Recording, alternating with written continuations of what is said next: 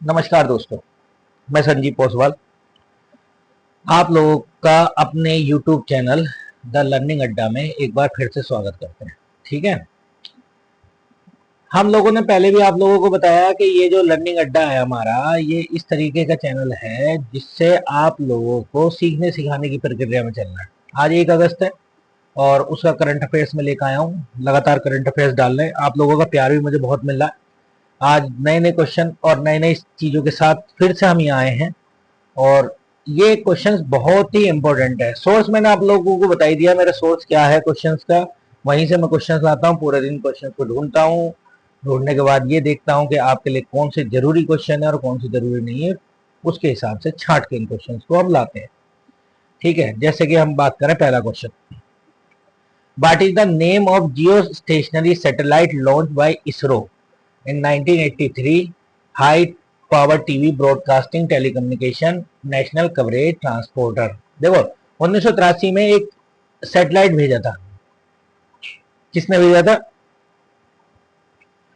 क्या कहते हैं, इसरो ने, ISRO, इसरो ने भेजा था। ठीक है, इसरो ने भेजा था। इसका नाम क्या था? इसका नाम तो पहले तो ये याद कर ले, इसका नाम इनसेट था। इनसेट, इनसेट सीरीज थी ये, इनसेट 1B। ठीक है, कौन सी सीरीज थी? इनसेट सीरीज थी।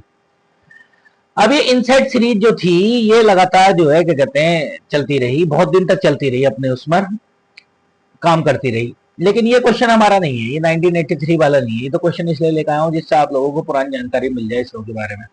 ठीक है, चलो कमेंट सेक्शन में बताना इसरो की स्थापना कब हुई और इसरो का हेडक्वार्टर कहाँ है। चलो हेडक्वार्टर में बता देता, बेंगलोर में। ठीक है, ये कमेंट सेक्शन में बताना आप स्थापना कब हुई है। ठीक है, नेक्स्ट क्वेश्चन देखो, ये इसमें हुआ क्या है। मैं जो मेन चीज है, मेन चीज ये है कि निसार उपग्रह छोड़ा गया। कौन सा उपग्रह छोड़ा गया? निसार उपग्रह। और निसार उपग्रह क्या था? निसार के बारे में याद रख लेना, नासा। नासा कहाँ की है? अमेरिका की स्पेस एजेंसी है। और इसरो, इन दोनों का संयुक्त उपक्रम है ये कल छोड़ा गया है। कब छोड़ा गया है? 30 तारीख को, 30 को छोड़ा गया, मतलब कल मतलब परसों। ये संयुक्त रूप से विकसित किया गया, किसके द्वारा? इसरो और नासा के द्वारा विकसित किया गया। एकल प्लेटफॉर्म से दोहरे आवृत्ति वाले रडार, एल बैंड और एस बैंड का उपयोग करने वाला उपग्रह मिशन है, जिसमें पोलोमेट्रिक डाटा इंटरफेरोमेट्रिक डाटा सहित उन्नत माइक्रोवेव इमेजिंग क्षमताएं हैं। तकनीकी सुविधाओं से दोहरे बैंड वाला ये सिंथेटिक अर्पचर रडार है, ये याद रखेंगे। ये है निसार। निसार जो है ये है सिंथेटिक अर्पचर रडार। ठीक है, एल बैंड है। ठीक है, एल बैंड क्या काम करेगा? ये नासा ने भेजा है। ठीक, एल बैंड क्या करेगा? वन छत्र, बर्फ, मिट्टी प्रवेश करता है, बायोमास के लिए उपयोगी अध्ययन के लिए। एस बैंड किसने भेजा है? इसरो ने भेजा है, जो किसको काम करेगा? फसलों, आर्द्र भूमि। आर्द्र भूमि क्या होती है? वेटलैंड होती है। इससे अगला क्वेश्चन इसी से रिलेटेड है हमारा। ठीक है, अन्य स्तरीय विशेषताओं की निगरानी करने के लिए बेहतर बनाया गया है। ठीक है, तो दो तरीके के भेजे गए, एक कौन सा भेजा गया है? एल बैंड, और एक भेजा गया एस बैंड। एल बैंड किसने भेजा है? एल बैंड नासा ने भेजा है। और एस बैंड किसने भेजा है? और एस बैंड किसने भेजा है? इसरो ने भेजा है। ठीक है, किससे भेजा है? देखो भाई, इसको याद रख लेंगे हम, GSLV, इसका नाम है GSLV। GSLV mark 3, MK3, MK sorry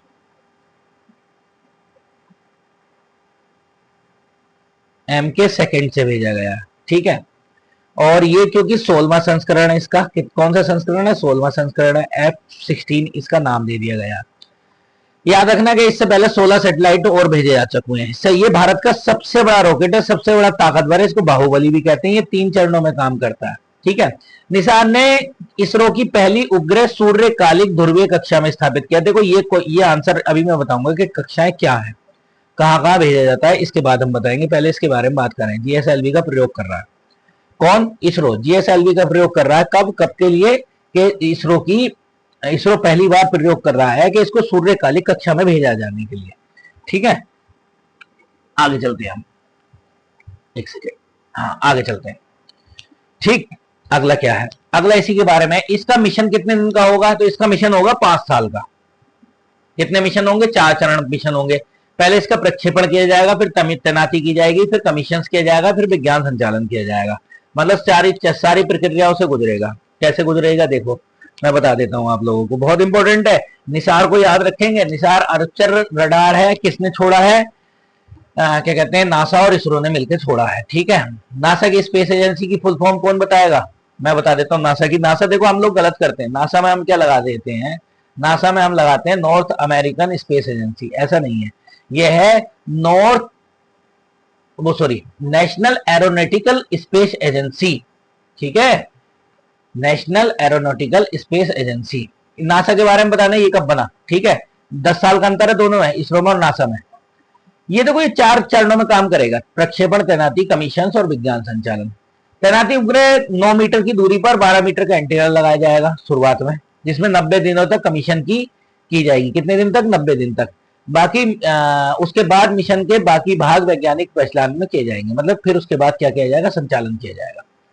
उद्देश्य क्या है? निसार पृथ्वी पर भूमि परिवर्तनों की निगरानी के लिए हर 12 दिन में उच्च रेजोल्यूशन डेटा प्रदान करेगा। कितने दिन में? 12 दिन में। ये भूकंप के बारे में बताएगा, भूस्खलन के बारे में बताएगा, ज्वालामुखी गतिविधियों के कारण होने वाली जो भी जमीन पर, मतलब जो भी प्रकृति द्वारा गड़बड़ होती है उसके बारे में पहले ही हमें जो है डाटा दे देगा। ठीक, किसका करेगा? पेड़ों का भी करेगा, जिसमें वन बायोमास, कार्बन स्टॉक मापेगा। ये फसल विस्तार और विकास के चक्र जैसे कृषि पैटर्न निगरानी करता है।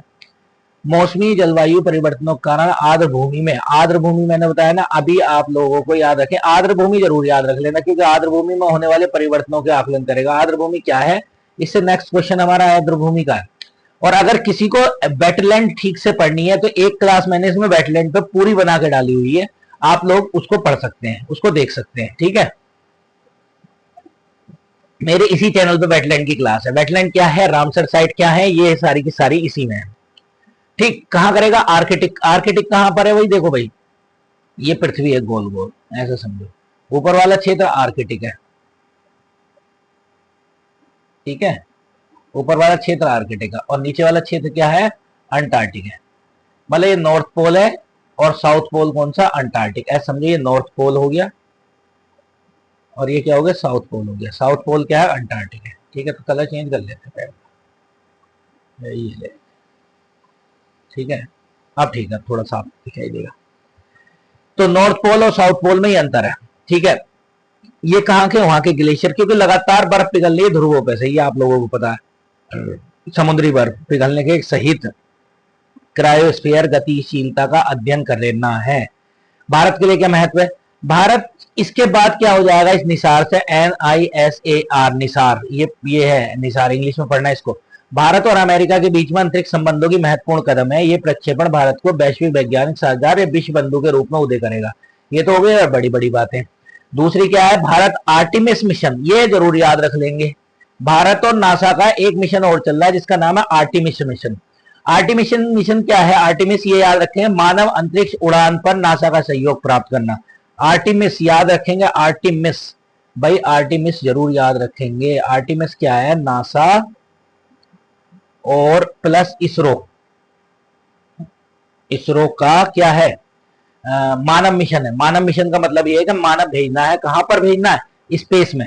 अब स्पेस में मानव जाता है भैया, किसी ग्रह व्रह पे नहीं जाता, ये ध्यान रखना, बता दूंगा मैं कैसे कैसे जाता। अभी आगे बात करते हैं इसके बारे में। ठीक है, समझ गए नहीं? अब लोग कहते हैं कि साहब इस पे उसमें गया था, उसमें नहीं जाता। किसमें? क्या नाम है? स्पेस में ही जाता है। स्पेस क्या है? पृथ्वी की गुरुत्वाकर्षण से ऊपर जाता है, ऐसे समझ लो आप। ठीक, ये देखिए, ये मैंने इंग्लिश में बता दिया, पढ़ लेना इसको आराम से। ना पढ़ने में समझ में आए तो मुझे बता देना, मैं इसको एक्सप्लेन कर दूंगा। ठीक, अब मैं थोड़ी सी बातें बताना चाहता हूं। ऑर्बिट क्या होती है? ऑर्बिट, ऑर्बिट का मतलब है कक्षा। कक्षा दो आधार पर बांटी जाती है। एक तो नंबर एक, दूरी के आधार पर, दूरी के आधार पर बांटी जाती है। किसके आधार पर? दूरी के आधार पर। दूरी मतलब डिस्टेंस के आधार पर। डिस्टेंस कहां से? पृथ्वी से। डिस्टेंस के आधार पर, डिस्टेंस के आधार पर हम 3 तरीके से बांटते हैं। LEO, number 2 MEO, number 3 HEO। ठीक, low earth orbit, middle earth orbit और हाई अर्थ ऑर्बिट। ठीक है, लो अर्थ ऑर्बिट के बारे में बात करें, ये ध्यान रखना कि पृथ्वी का जो पोलर है, इसको पोलर भी कहते हैं, लो अर्थ ऑर्बिट को पोलर भी ऑर्बिट भी कहते हैं। पृथ्वी की जो पोलर ऑर्बिट है वो 1100 किलोमीटर से शुरू हो जाती है, ऐसे समझो 640 से 640 के ऊपर हम वो भेज सकते हैं, देखो 1100 किलोमीटर तक, ऐसे समझो। जो पृथ्वी पर आप लोगों ने पढ़े होंगे, क्या पढ़े होंगे, मैं पढ़ा दूंगा नहीं तो बाद में, वो है क्या नाम है, ट्रोपोस्फेयर, मीजोस्फेयर, और सबसे ऊपर है एक्सोस्फेयर। एक्सोस्फेयर 640 में खत्म हो जाता है, उसके ऊपर जो है उपग्रह भेजने की कंडीशन में आ जाते हैं। जब उपग्रह भेजने की कंडीशन में आ जाते हैं तो सबसे शुरुआत कहां से हो जाएगी, 640 से 1100 के बीच में रहेगी लो अर्थ ऑर्बिट, ठीक है। तो हम अगर इसको देखें तो एक दूरी के क्रम में 160 किलोमीटर से 1100 किलोमीटर तक, ठीक। किस तरीके के उपग्रह भेजे जाते हैं, दूर संवेदी उपग्रह भेजे जाते हैं। क्या भेजे जाते हैं, दूर संवेदी उपग्रह भेजे जाते हैं। दूर संवेदी क्या होता है, रिमोट सेंसिंग भेजे जाते हैं, ठीक है। जो क्या करते हैं, जो करते हैं जैसे कि पता करेंगे किसके बारे में, जैसे ये समझ लीजिए प्राकृतिक, पृथ्वी की प्राकृतिक चीजों के बारे में जो अभी भेजा है, पृथ्वी की प्राकृतिक। अच्छा ये वाला जो है ये किसमें भेजा गया, सूर्य तुल्य कालिक में, प्राकृतिक वस्तुओं के बारे में पता करना, जैसे कि नदी नाले पहाड़ ये सब पता करने के लिए इसमें भेजे जाते हैं, ठीक। ये होगी लो अर्थ ऑर्बिट। फिर उसके बाद दूसरी होती है middle earth orbit. Middle earth orbit 2000 kilometre से, ऐसे समझो ये अगर मैं बोल दूं 35,780 किलोमीटर तक, वैसे इसे 36,000 किलोमीटर भी कह सकते हैं, ठीक है। इसमें कैसे भेजे जाते हैं, जीपीएस आधारित। जीपीएस मतलब यहां से हम कम्युनिकेशन वाले भेज सकते हैं, कौन से भेज सकते हैं, कम्युनिकेशन वाले भेज सकते हैं। इसके ऊपर आती है एचईओ। एचई क्या होती है, हाई अर्थ ऑर्बिट। इसको क्या कहते हैं, भूकालिक भी कहते हैं, या इसको जियो स्टेशनरी भी कहते हैं। ये बहुत ऊपर होती है, कितनी होती है, 36,000 किलोमीटर पर होती है। अच्छा एक चीज और याद रखना है, ये क्वेश्चन आ जाता है, ये वृत्ताकार होती है, सर्कुलर होती है भाई, वृत्ताकार होती है, ये भी समझ रहे हो। और वृत्ताकार होती है कौन सी, एचईओ। ये कहां भेजे जाते हैं, इससे ऑर्बिट, इससे ऊपर भेजे जाते हैं। कहां भेजे जाते हैं, ऊपर। इससे ऊपर जो भेजे जाएंगे वो 36,000 किलोमीटर से ऊपर भेजे जाएंगे। इसका मेन काम क्या होता है, कम्युनिकेशन। कम्युनिकेशन का मतलब हो गया जैसे नेट हो गया या अदर डिवाइस हो गई। ये सारा का सारा काम क्या करता है, डिजिटल प्लेटफॉर्म के लिए, डिजिटल, और किसके लिए, जैसे कि इंटरनेट के लिए यहां पर ये वाले उपग्रह भेजे जाते हैं। बात आ रही समझ में। ये तो हो गया दूरी के आधार पर। फिर होता है कार्य क्षमता के आधार पर, दूसरा विभाजन करते हैं कार्य क्षमता के आधार पर।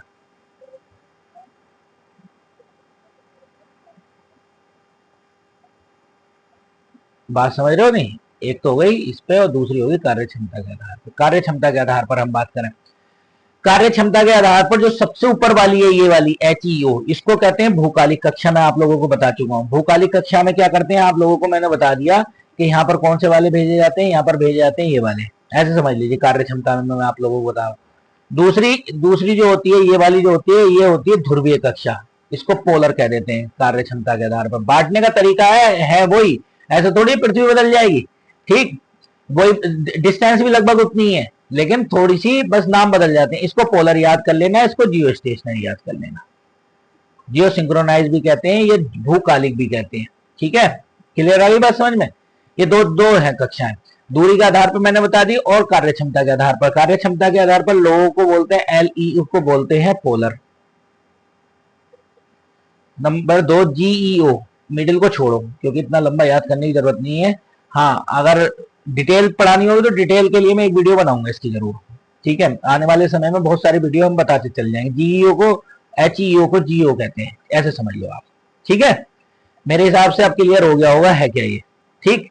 अच्छा लोई में, एलईओ में एक विशेष डिस्टेंस पर सूर्यकालिक कक्षा होती है, ये भी याद रखना।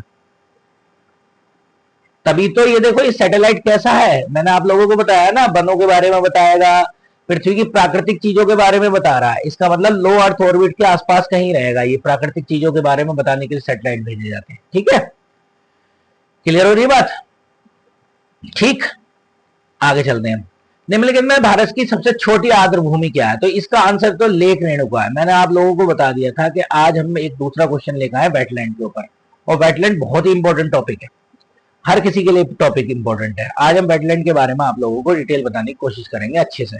जैसे देखो ये चर्चा में क्यों आया, पहले तो ये बताओ आज ही चर्चा में क्यों है, ये बहुत पुराना है, चर्चा में यूं आया है कि जिम्बाब्वे में एक रामसर कन्वेंशन का COP15 हुआ। रामसर कन्वेंशन क्या है मैं अभी बता देता हूं।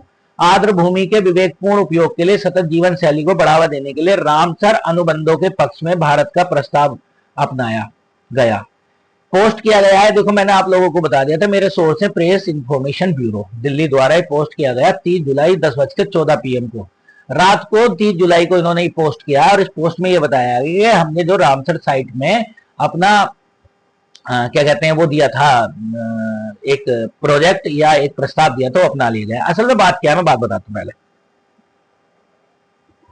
देखो भाई रामसर क्या है, रामसर के बारे में बात करें, ईरान का एक शहर था जिसका नाम है ईरान का शहर रामसर। यहां पर एक कन्वेंशन हुई, कब हुई थी 1971 में, 71 में। उस कन्वेंशन के आधार पर इसका नाम रामसर रख दिया गया।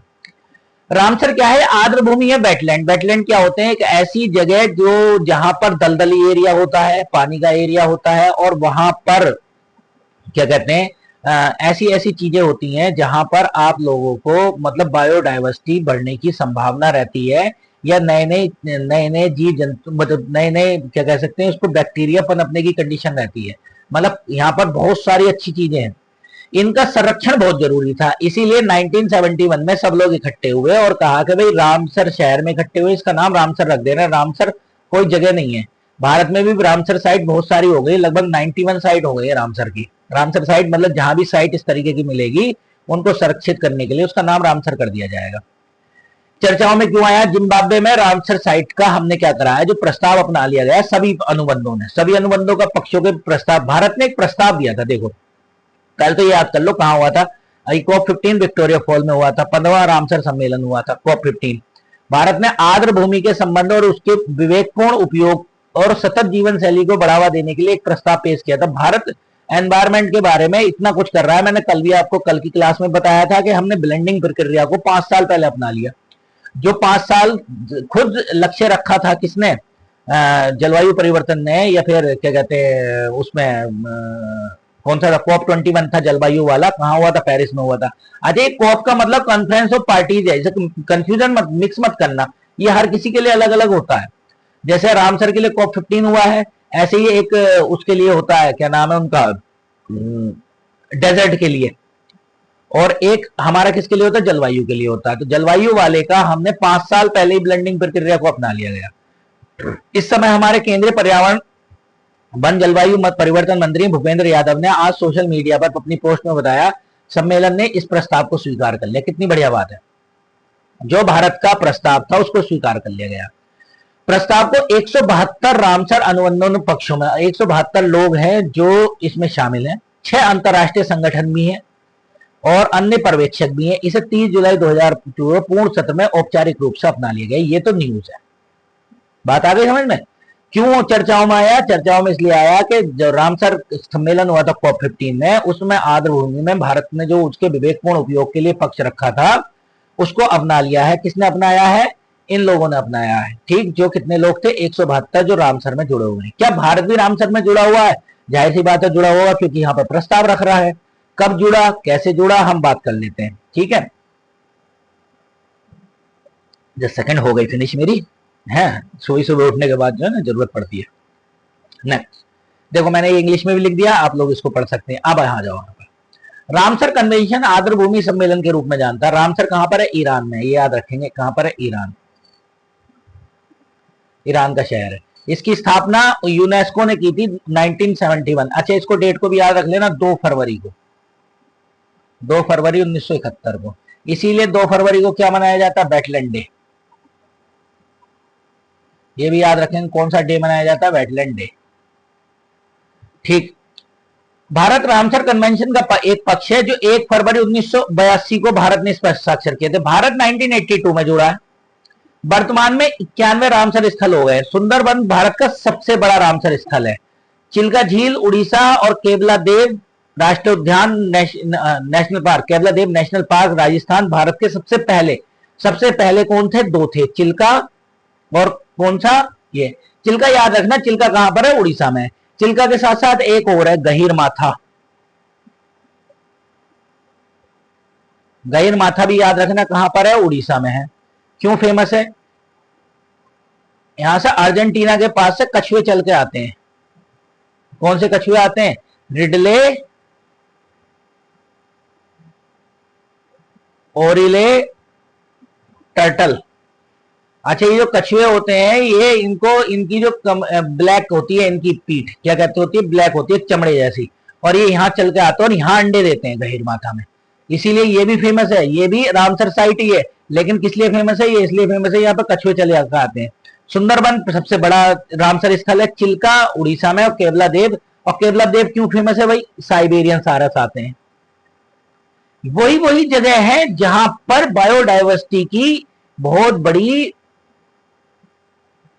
स्थिति है। समझ लीजिए आप, बायोडाइवर्सिटी जहां पर मिलेगी और वो दलदली एरिया होगा और जहां पर पनपने की स्थिति होगी वहां पर ही रामसर साइट घोषित की जाएगी।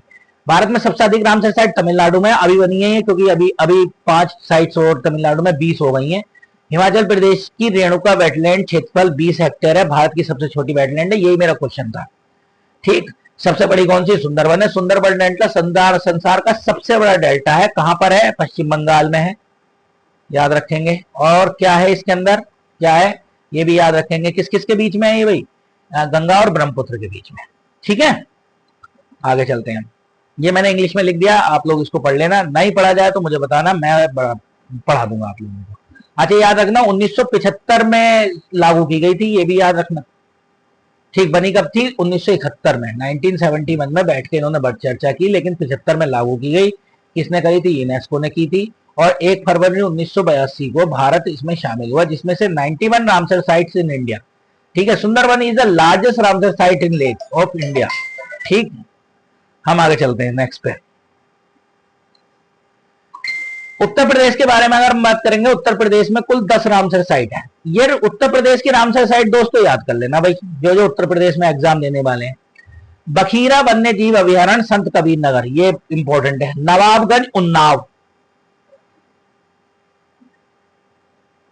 अच्छा, थोड़ी गड़बड़ हो गई भाई, मैं इसको थोड़ा सा सही कर देते हैं, इसको यहां से काट देंगे हम। नवाबगंज कहाँ है? उन्नाव है। ठीक है, एक सेकेंड में मोबाइल साइलेंट कर देता हूँ। हाँ, नवाबगंज कहाँ है? उन्नाव। और थोड़ी टाइपिंग मिस्टेक है यहां से। पार्वती अर्घा का आगे लग जाना गोंडा। ठीक, इसको गोंडा समझ।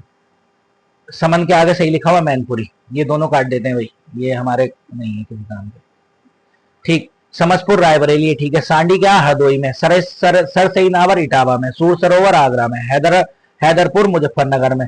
बिजनौर ऊपरी गंगा नहर, ठीक है, ये ऊपरी गंगा नहर बिजनौर में है। बिजनौर से लेकर नरोरा तक जाती है। नरोरा कहां पर है? बुलंदशहर में है। तो ये ऊपरी गंगा नहर का रामसर साइट इतनी है, इसके आसपास का दलदल एरिया इसमें है। तो देखो फिर से याद कर लेते हैं। बखीरा कहां पर है? संत कबीर नगर में। नवाबगंज कहां है? उन्नाव में।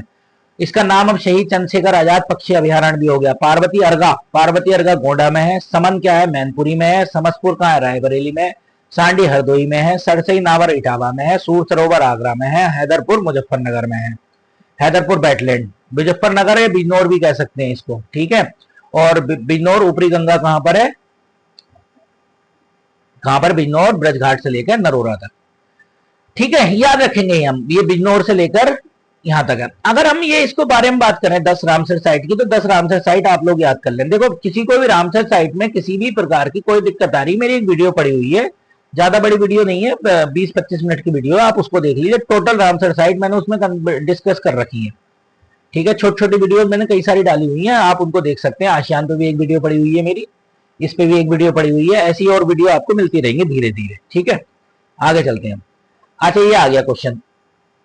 ठीक है, सूची 1 और सूची 2 को ऊपर नीचे गए कूट को सम्मिलित कीजिए। सिम्बैक्स, देखो सिम्बैक्स किस किस के बीच में होता है? इंडिया सिंगापुर, तो एक का तो चौथा हो गया, चलो एक से ही मिल गया वैसे।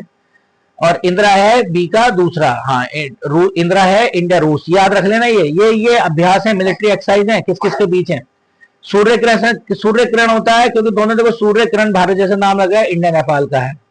गरुड़ शक्ति इंडोनेशिया का, और इसमें गरुड़ आ जाए, गरुड़ खाली गरुड़ वायु सैनिक अभ्यास है, ये है India, France and India and France के बीच में गरुड़। ठीक है, तो इस तरीके से याद करेंगे, ये वाला इसका आंसर है, इसको जरूर याद कर लो क्वेश्चन को, भाई आ सकता है ये। क्लियर हो गई बात, इसमें है क्या, क्यों चर्चा में आया, हम बात करते हैं। देखो एक नेवल एक्सरसाइज हो रही है सिम्बैक्स 25, किस किस के बीच में होगी, भारत और सिंगापुर के बीच में होगी। और यहां पर कौन गया, आईएनएस सतपुड़ा गया, याद समझ रहे हो, आईएनएस सतपुड़ा। जब आईएनएस सतपुड़ा गया है तो कहां गया है, ये सिंगापुर गया है, किसके लिए, समुद्री सहयोग को मजबूत करना। देखो पोस्ट किया गया, वही मैंने बताया ना, ये शाम को 30 जुलाई की शाम का है, 5:30 बजे का, पीआईबी द्वारा, दिल्ली द्वारा, पीआईबी। देखो मैं आप लोगों को अपने सोर्स बता देता हूँ, मैं कहां से लाता हूँ, और यही इंपॉर्टेंट है दोस्तों। देखो हमें न्यूज नहीं पढ़नी है, न्यूज चैनल बहुत सारे चल रहे हैं, किसी को भी देख लो, आज तक देख लो, इस पे देख लो, हमें अपने एग्जाम से रिलेटेड बातें करनी है, और एग्जाम से रिलेटेड हमें यहीं मिलेंगी, यहीं पीआईबी पे, प्रेस इंफॉर्मेशन ब्यूरो। इस पर मैं एक जमाने से भरोसा करता आया हूँ, इसकी कोई भी न्यूज फेक नहीं होगी। इवन जो न्यूज फेक होती है उनको खुद बताता है ये फेक है। आप प्रेस इंफॉर्मेशन ब्यूरो को जरूर डाउनलोड कर ले, या कहीं से इसका जो है लिंक जरूर अपने आप पास रख ले, आपको नई नई खबरें मिलती जाएंगी।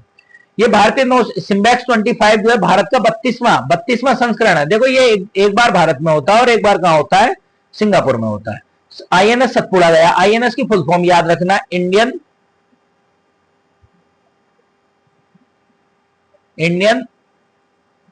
Naval ship. ठीक, याद रखना आईएनएस की फुल फॉर्म ये है, इंडियन नेवल शिप। ये दी हुई अंग्रेजों की ये है, याद करो कि सबसे पहले जो है आईएनएस तलवार पर विद्रोह कर दिया गया था, कब, 1946 के आसपास। ठीक, अच्छा कैसा अभ्यास है, नौसैनिक अभ्यास है ये भी याद रखना, नौसेना वाला अभ्यास है ये। भारतीय नौसेना और सिंगापुर गणराज्य की नौसेना के बीच में एक अभ्यास हुआ। अभ्यास का मतलब नहीं है कि खाली एक दूसरे की टेक्निक देख के आ गए, सभी चीजों के बारे में बात होती है। यह अभ्यास दोनों देशों के बीच में गहरे नौसैनिक सहयोग का प्रतीक है।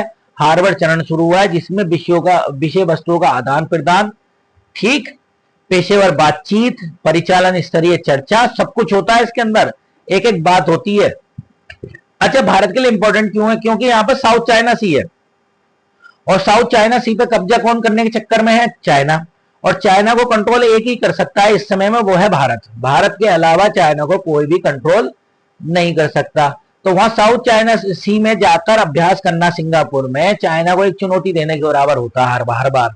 देखो साउथ चाइना सी के वो जरूर याद कर लेना, क्या, दक्षिण चीन सागर के आइलैंड इस समय बहुत है, जैसे कि स्कारबरो है, कौन सा किसके कब्जे में है, कौन से पे विवाद चल रहा है, ये जरूर कर लेना, ये इंपॉर्टेंट आएगा, ये मैं तुम्हें अभी बता दे रहा हूं। जो कर लेगा समझदारी से वो अपना काम कर लेगा, ये आएगा क्योंकि फिलीपींस से लगातार, फिलीपींस से हो गया या अन्य मलेशिया हो गया, यहां पर साउथ चाइना सी से चाइना का विवाद चलता चला जा रहा है। चाइना की जो नीति है वो साम्राज्यवादी नीति है, वो चाहता है कि मेरा साम्राज्य बढ़े, इसीलिए वो जगह जगह पर अपने आप को पेश करता रहता है। जैसे उदाहरण के तौर पर अरुणाचल प्रदेश को कहता है भारत का हिस्सा नहीं, मेरा हिस्सा है, ठीक है। तिब्बत को इसने कब्जा ही लिया है, ताइवान पे इसकी नजर रहती है, ठीक है। तो इसलिए याद रखना है कि यहां पर भी बहुत सारे ड्रामे चल रहे हैं, तो इसीलिए आप लोग इस चीज को याद रखेंगे, ठीक। ये मैंने आप लोगों को बता दिया, अभ्यास एक में नहीं होता, सारी चीजों को साझा करना होता है। भाग लेने वाले जहाज कौन है, आईएनएस, वो सॉरी आरएसएन विजिलेंट और आरएसएन सुप्रीम, ये कहां के हैं, ये वहां के हैं, सिंगापुर के। और बाकी हमारा क्या है, आईएनएस सतपुड़ा गया। अच्छा भारत इस समय इंडियन ओशियन, साउथ चाइना सी, अटलांटिक ओशियन के लिए एक उभरती हुई शक्ति है, और सब लोगों को पता है कि भारत ही इस समय, ये लगा लीजिए ये स्थिति है भारत की। भारत अब इस समय सारे जहाजों को समुद्री लुटेरे से बचवा रहा है, कहां, लाल सागर में, रेड सी में जाकर लड़ता है, इथोपिया, जिबूती और सोमालिया के समुद्री लुटेरों से। अच्छा ये तो भारत के महासागर दृष्टिकोण, ये बहुत इंपॉर्टेंट है। भारत का एक दृष्टिकोण है महासागर दृष्टिकोण, जिसमें भारत को महासागर पर नजर रखनी है। भारत का कहना यह है, इंडिया का कहना यह है कि हमारे नाम से ही इंडियन ओशियन है, तो जाहिर सी बात है हम नहीं करेंगे तो कौन करेगा वहां पर कार्रवाई। तो इसीलिए भारत बार बार कार्रवाई वहां करता है। और कौन सी पॉलिसी, एक्ट ईस्ट पॉलिसी, ये याद रखेंगे। मैं यहां पर लिख देता हूं, एक तो थी पहले look east policy, look east policy 1991 में नरसिम्हा राव की सरकार थी, नरसिंह राव, कौन पीएम थे ये हमारे इसी समय में, इस समय फाइनेंस मिनिस्टर थे कौन, हमारे Manmohan Singh. Look east policy के बारे में अगर हम बात करें तो लुक ईस्ट पॉलिसी का मतलब पूर्व की ओर देखो नीति, ये लेकर आया था नरसिंह राव। इनका कहना यह था कि पूर्व की ओर जितने भी देश हैं चाहे सिंगापुर हो या कुछ हो, इनसे हम अपना सहयोग करेंगे। Philippines, Manila, Indonesia, Thailand. Modi ji आए 2014 में। 2014 में इन्होंने लुक ईस्ट का नाम बदलकर एक्ट ईस्ट कर दिया है वही एक्ट ईस्ट पॉलिसी, कुछ परिवर्तन कर दिए। ठीक है, तो उस एक्ट ईस्ट पॉलिसी के तहत गया है।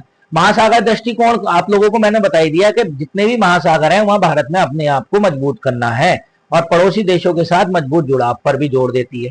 सिम्बेक्स 25 के दूसरे आधिकारिक उद्घाटन समारोह होगा। एक प्री सैल सम्मेलन होगा। सम्मेलन के दौरान भाग लेने वाली नौसैनिक टुकड़ियां आगामी अभ्यास करेंगी। ठीक है, ये आप लोगों को याद रख लेना।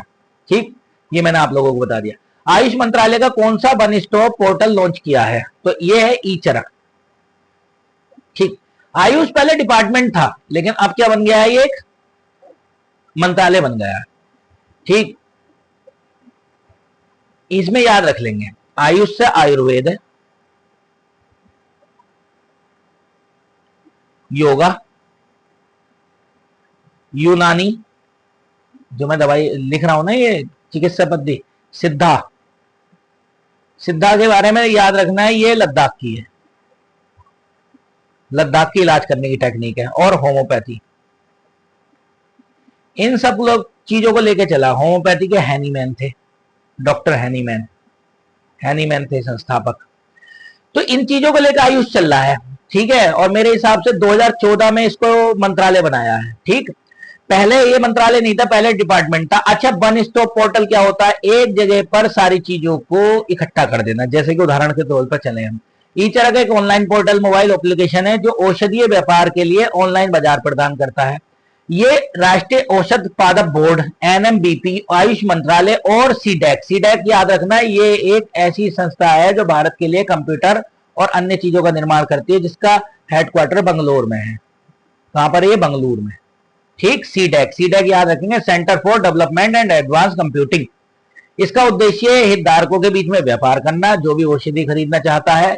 ई चरक पोर्टल मोबाइल एप्लीकेशन औषधीय पौधों, जड़ी बूटियों, सुगंधित पदार्थ और संबंधित ज्ञान का ऑनलाइन मंच प्रदान करते हैं। किसान, व्यापारी, शोधकर्ता, अन्य हितधारक को एक साथ लाते हैं। ठीक है, जिससे जानकारी साझा हो सके। अच्छा, एक चीज याद और रख लेना, चरक कौन थे? चरक जो है क्या कहते हैं, चिकित्सक थे, किसके? आयुर्वेद के जनक माने जाते हैं। और किसके दरबार में थे? चंद्रगुप्त सेकंड। किसके दरबार में थे? याद रखेंगे, चंद्रगुप्त सेकंड या विक्रमादित्य। अब आप लोग पूछेंगे किस वंश के थे ये गुप्त साम्राज्य के थे, गुप्त काल के। कौन से नंबर के राजा थे यही बता देता हूं। तो गुप्त काल में पहले नंबर पर आया है कौन? ऐसे करके याद रखो, श्रीगुप्त, फिर रामगुप्त, फिर चंद्रगुप्त प्रथम, फिर कौन आया है? समुद्रगुप्त, भारत का नेपोलियन कहते हैं इसको। समुद्रगुप्त के बाद क्या है? चंद्रगुप्त सेकंड। चंद्रगुप्त सेकंड के बाद कौन आया भाई दोस्तों? कुमारगुप्त। और कुमारगुप्त के बाद यहां लिख देता हूं स्कंदगुप्त। और स्कंदगुप्त के समय में हूणों के आक्रमण हुए। ठीक, तो ये गुप्त वंश के साम्राज्य के पहले, दूसरे, तीसरे, चौथे। हाँ ठीक है, लेकिन ये चीज याद रखना है कि इन दोनों की स्थिति संदिग्ध मिलती है भाई हमें। इन दोनों की इतिहास में नाम कम मिलता है। ये कहते हैं कि ये थे या नहीं थे, इन पर डाउट है। फिलहाल चंद्रगुप्त प्रथम को ही वास्तविक संस्थापक कहा जाता है। ये मैंने आप लोगों को बता दिया। अगला क्वेश्चन है कवच। कवच जरूर याद कर लेंगे। कवच किसकी प्रणाली है? रेलवे की प्रणाली है। ये किस लिए करती है? इंश्योरेंस स्कीम नहीं है। ऑटोमेटिक क्रॉसिंग सिस्टम नहीं है। Automatic train protection system, system to increase, ये वाला है। ये ऐसी वाली है जो ट्रेनों को लड़ने से, लड़ने का मतलब है ट्रेनों के एक्सीडेंट से बचाएगी। जैसे ही कोई ट्रेन आपस में आएगी, आपने देखा है ना ट्रेन के ऊपर ट्रेन का एक्सीडेंट होना, या ट्रेन जो है खड़ी ट्रेन पे चढ़ जाना, ये चीजें होती हैं जिसमें बहुत लोगों की मृत्यु हो जाती है, बहुत लोग हताहत हो जाते हैं। तो ये जो है क्या करेगी, ये पहले ही उसे देखते ही अपने आप ब्रेक लगानी शुरू कर देगी। तो ये एक कवच प्रणाली है जो ब्रेकिंग सिस्टम को कम करती है। क्यों आई चर्चा में? दिल्ली मुंबई का सबसे व्यस्तम रूट पे शुरू किया है। इसका नाम कवच 4.0 का संचालन शुरू किया। वेस्ट दिल्ली मुंबई रूट के बीच में मथुरा कोटा सेक्शन रिकॉर्ड करते समय कवच का 4.0 का संचालन करना एक विशेष उपलब्धि है। कवच प्रभावी ब्रेक लगाकर लोको पायलट की गति को नियंत्रण करने में सक्षम बताता है। लोको पायलट को कोहरे में भी कैब के अंदर से सिग्नल की जानकारी मिल सकेगी। भारतीय रेलवे 6 वर्षों के अंदर पूरे भारत में कवच का सिस्टम शुरू कर देगा। कई विकसित देशों ने ट्रेन सुरक्षा प्रणाली स्थापित करने में 20-30 वर्ष लगे हैं, लेकिन हम थोड़ा जल्दी कर रहे हैं, 6 वर्ष में ही कर रहे हैं। भारत इस समय बहुत ज्यादा काम कर रहा है, ये आप लोग याद है। रेलवे से संबंधित क्वेश्चन है, ये आएगा ही आएगा। तो कवच सहित अन्य सुरक्षा में 1 लाख करोड़ की वार्षिक निवेश का समर्थन प्राप्त है। मतलब 1 लाख करोड़ का तो इनका जो है क्या कहते हैं इन्वेस्टमेंट करेंगे ये। ठीक, चर्चाओं में इसलिए आया क्योंकि रूट कहां पर किया है ना, दिल्ली मुंबई में। आएगा ही आएगा क्वेश्चन, याद रखेंगे हम। छठा क्वेश्चन है मेरा गांव मेरी धरोहर, ये किसकी है? तो ये स्कीम है मिनिस्ट्री ऑफ कल्चर, संस्कृति मंत्रालय की है। ठीक है, संस्कृति मंत्रालय की है क्या देख लो। हाल में ही मेरा गांव मेरा पड़ोस मेरा धरोहर संस्कृति विरासत है, किसकी ने की है? केंद्र सरकार ने की है। किसने की है? राष्ट्रीय सांस्कृतिक मानचित्र मिशन के अंतर्गत संस्कृति मंत्रालय की पहल है। ये क्वेश्चन आते ही आते हैं, ये किसकी पहल है? और ये पैट में अभी पिछले साल भी इस टाइप के क्वेश्चन आए हैं। 27 जुलाई 2023 को आजादी के अमृत महोत्सव के तहत लॉन्च किया था। अब क्यों चर्चाओं में आई है? इसलिए चर्चाओं में आई है क्योंकि इस समय में इसका जो है डिजिटलीकरण कर दिया गया है। इसका उद्देश्य राज्यों के और केंद्र सरकार के 6.5 लाखों गांवों का डिजिटल मानचित्रण करना है। यह परियोजना ग्रामीण संस्कृति, आर्थिक विकास, सामाजिक समरसता और कलात्मक विकास को बढ़ावा देती है। इसका क्रियान्वयन कौन कर रहा है? इंदिरा गांधी राष्ट्रीय कला केंद्र कर रहा है। तो याद रखेंगे मेरा गांव मेरी धरोहर स्कीम है, क्योंकि गांव का डिजिटलीकरण करना है और गांव को ऑन पेपर लाना है, ऐसे समझ लो, रिकॉर्ड में लाना है। ये मैंने इंग्लिश में भी इसके बारे में बता दिया। नब खोजी गई हड़प्पा कालीन स्थल रतड़िया डिरी ढेरी, ये अभी खोजी गई है, इसको याद रख लेंगे। राजस्थान में, राजस्थान में और भी है, कालीबंगा भी है। कालीबंगा से क्या मिले? जुते हुए खेत मिले हैं, जुते खेत। और क्या मिला है? इसका नाम ही काले रंग की चूड़िया है। ठीक है, हल मिला है। ठीक, कृषि से संबंधित चीजें मिली, भूकंप का साक्ष्य मिला है। ठीक, चलो आगे बात करेंगे हम इसके बारे में। ये इंपॉर्टेंट क्यों है, इसलिए खोजी गई है। कहां पर मिली? हड़प्पा में। ये देखो, जैसलमेर के जिले में रतड़िया री ढेरी एक हड़प्पा खाली स्थल है। ठीक है, ये किसका माना जा रहा है? 2600 बीसी से 1900 बीसी के बीच का माना जा रहा है। ये परिपक्व शहरी चरण का। देखो आप लोगों को याद रखना, हड़प्पा कैसी थी? शहरी थी, इसीलिए हड़प्पा को क्या कहते हैं? सभ्यता कहते हैं। भारत पाकिस्तान की सीमा के पास 4500 साल पुराना ग्रामीण हड़प्पा बस्ती मिली है। इसकी खोज राजस्थान गुजरात के प्राचीन हड़प्पा स्थलों को जोड़ती है। ठीक, क्लियर हो गई बात समझ में? आप लोगों को कंफ्यूजन नहीं होगा, हड़प्पा में ये मिली है। हड़प्पा के बारे में अगर कोई और क्वेश्चन आएगा तो आपके नंबर 1 पर रख के हड़प्पा को सही से समझा देंगे। ठीक, उस केंद्रीय योजना का नाम बताइए जिसने का उद्देश्य महिला स्वयं सहायता समूह SHG सेल्फ हेल्प ग्रुप से ड्रोन उपलब्ध कराना है। तो इसका नाम है नमो ड्रोन दीदी स्कीम। क्या है इसका नाम? नमो ड्रोन दीदी स्कीम। ये याद रखेंगे। क्या करना है ये देखो, इसको याद कर लेते हैं हम। अच्छा, ये है देखो, यहां चला गया, वो थोड़ा सा गड़बड़ हो गया। 2023-24 से 2025-26 तक 1261 करोड़ रुपए का कुल परिव्यय के साथ 15,000 ड्रोन प्रदान करने हेतु एक केंद्रीय योजना है नमो ड्रोन दीदी स्कीम। इसमें 2 तरीके से दिए जाएंगे। क्या दिए जाएंगे? एक तो उसे दिया जाएगा ड्रोन, किसको? केंद्र सरकार देगी। और दूसरा किसे देंगे? दूसरा सेल्फ हेल्प ग्रुप देंगे ड्रोन।